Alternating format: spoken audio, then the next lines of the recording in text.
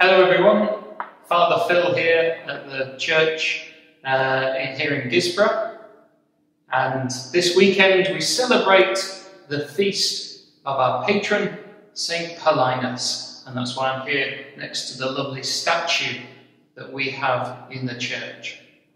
Saint Paulinus was an amazing man who came all the way from Italy 1,400 years ago to preach the good news about Jesus Christ. And he did so on the shores of England, down in the southeast, and made his way up to York and to Northumbria to be the chaplain to the Queen of this area and to preach the good news here to people perhaps who had not heard of Jesus before. He did an amazing job and converted the king. We're told he baptized perhaps thousands of people in this area, and being one of the first and most courageous to come here and spread the good news. And how difficult a job that must have been, but with that great faith, with great conviction, with great courage, he undertook that mission that was given to him.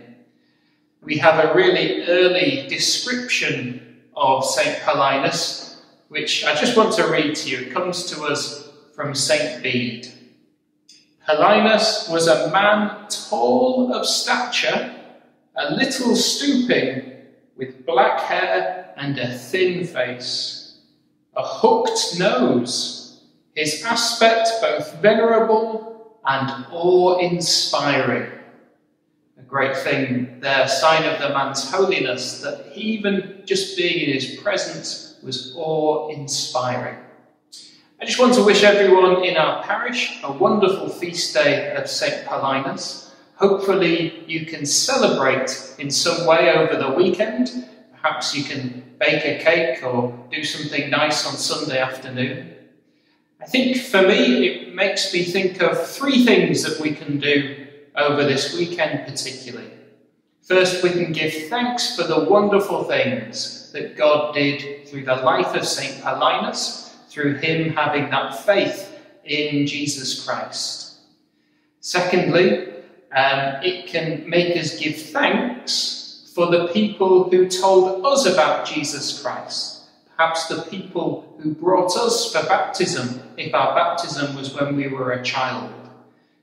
It takes others to carry on the work that Jesus set for his apostles to do, that St. Paulinus did, and to pass on that faith again to the next generation. So we can give thanks for the people that have told us and introduced us to the life of Jesus. And the final thing, we can pray for that mission that we have today, to follow the example of St. Paulinus himself, and to undertake the mission that Jesus gives us, to invite people into a relationship with him, to holiness in him, and to baptism in him.